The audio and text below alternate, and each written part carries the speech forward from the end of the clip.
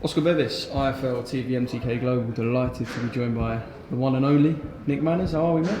I'm absolutely fantastic. Say that again. The one and only Thank you very Nick much. Manners. I appreciate that. That's me using my manners. All right. But sound a bit different today. Basically, we've been chatting in the last couple of days in the bubble, and you've got some boxing stories that I just felt need to be told. Like, they're so good. You're going to tell us 3 of them. I'm probably going to release them slowly and surely. I'm sure people will be gagging for the next one after the first, because they are good. But yeah, the first story, I mean, I suppose I'm going to entice you into one of them, is about yourself and a story from East Germany. Ooh. Let me just say first and foremost, I was fortunate to be around in the era of some very, very good fighters here. Henry Wharton's, Michael Watson, Nigel Benn, Chris Eubanks, they were all at the peak of their powers, and it was very, very competitive. Very competitive, and I was managed by a very, very good manager, very, very knowledgeable man, Mickey Duff, and he's the equivalent of Eddie Hearn now. He ran it, you know what I mean, and fortunately I was on his cards. Anyway, for experience, they sent us to East Germany to spar a guy called Henry Masker. If you do your homework, Henry Masker, 6'4", 6'5", southpaw, light heavyweight king. The gentleman, they used to call him, right? I'm thinking, let me take my little black self to Germany and see what's going on. See if I can beat up 1 or 2 German men and see how that goes. I wish. Gets to Germany now. There was still dust coming out of remember the Berlin Wall? That was just coming down. There was still dust in the atmosphere, in the air. You could still see the dust in the air from the concrete, from the wall. So when I've gone there and I've got, back in them days, it used to be flash. I had a luminous green tracksuit on, Nike, luminous green, with my little fedora, with my black, is it called a boating hat? You know, them Panama hat? Yeah.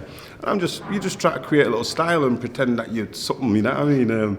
Anyway, gets there and they're like, oh, Mr. Nicky, this is your room, this is that and the other. So I'm like, fair enough, okay.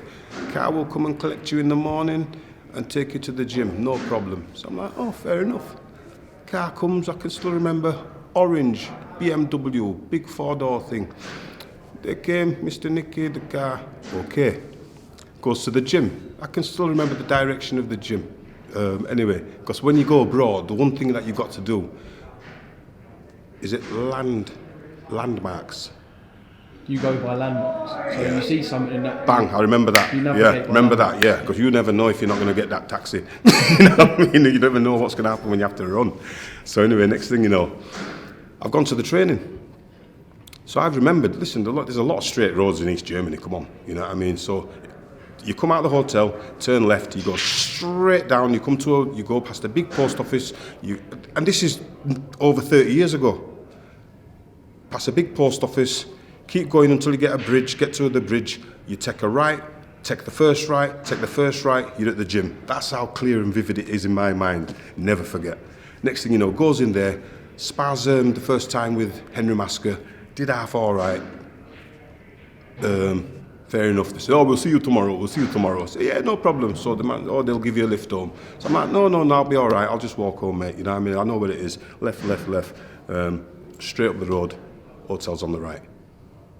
They went, no. We'll give you a lift. So I said, no, I'm a big lad, hairs down there. I've got hairs around my knackers and that. I'm all right. Don't worry about me. I'll go back. Next thing you know, I'm walking up the street. Now, Henry Masker was a massive thing, big champion.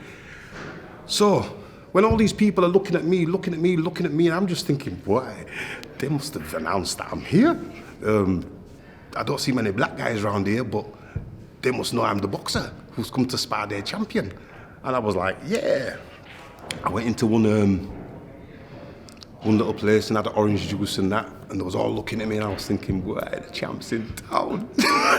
Next thing you know, comes out of there, I'm walking up the road, everywhere I'm going, people's looking at me, I'm thinking, you know what? Tell you what, boxing must be big in East Germany. Anyway, gets back to the hotel, the man says to me, this is the first night, the man says to me, oh, where's the car? I said, I just walked home. He went, really? I said, yeah, it's cool, you know, it's all right. He went, oh, okay. The car came the next day. Goes the same again. I'm like, nah, don't worry about it. I'll go, I know where I'm going.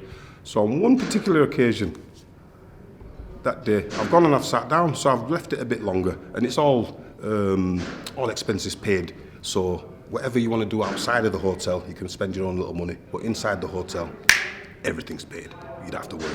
So anyway, next thing you know, I'm sat in this place, and it got to about duskish, say about 5ish, and it's starting to get a bit dark, and I'm thinking, you know what, I might go back to the gym, back to the hotel, sorry. Anyway, before I could finish, the man came to me and he said to me, excuse me, I will have to ask you to leave. And I'm like, what are you on about? Are you closing the smoke? What do you mean I have to leave? Is it finishing? Like, no. So I said, oh, fair enough. Why do I have to leave, like? So he says, well, not you, it's not you. It's not you. I'm like, well, why do I have to leave? He went, we have an organisation that hires the room upstairs, and I don't think we want them to see you. And I'm like, what are you on about? He went, well, neo-Nazis. What? I'll tell you what, let me finish up. Gone about my business, so I'm gone. Goes, and this is the same night, I'm eating my food in the hotel, and I decides to go for a walk. Not what to do, East Germany, dark, just go for a walk. So I'm walking. Must have been about 12:30, 1 o'clock in the morning. I'm just walking, I'm just thinking, you know what, it's nice and quiet, blah, blah. Next thing you know, I heard, Schwarzer. So I'm walking down the road, Schwarzer. Well, I don't know anybody, so they can't be talking to me. Schwarzer swine. Schwarzer swine. Now, if you remember, on the shoe polish, it always said Schwarz, didn't it? Schwarz is black, I think. And then Schwein is pig. And I'm thinking, and it took a bit to register, I'm thinking, Schwarzer Schweiner.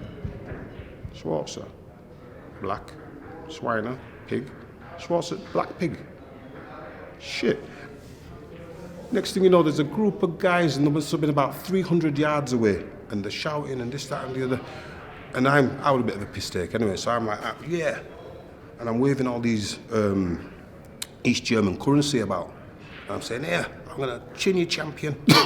I'm going to take you women, and I'm out. You know, I'm going to go back to Britain. And one thing I can 100% say, listen, when I was boxing, I might not have been the best boxer in the world, but you know what? I could sprint.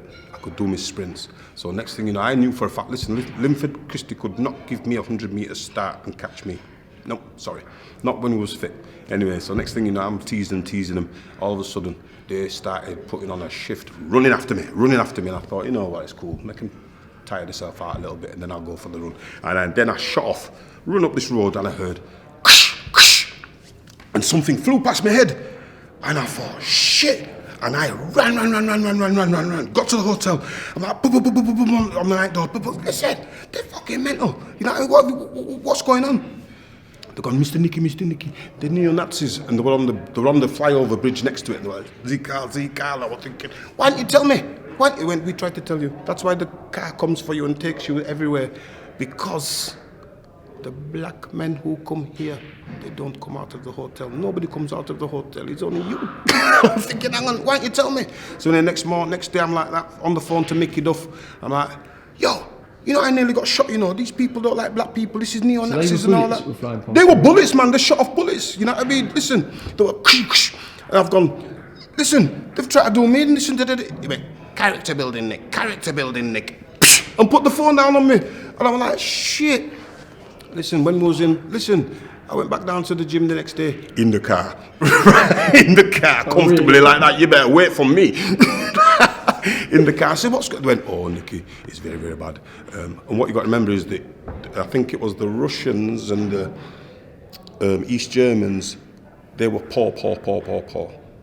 And they were selling, I was offered guns to buy on the street by former soldiers and people there who were just looking for, and I was like, listen, I ain't no celebrity, but get me out of there. You know what I mean? I completed the sparring, that, you know what I mean, which was a very, very good experience, fantastic experience. But you know what? I thought to myself, you know what, Mickey Duff, I have to keep my eye on you. You're not for me. You know what I mean? Sent me there. But it was a good experience, and with God's grace, I'm still here.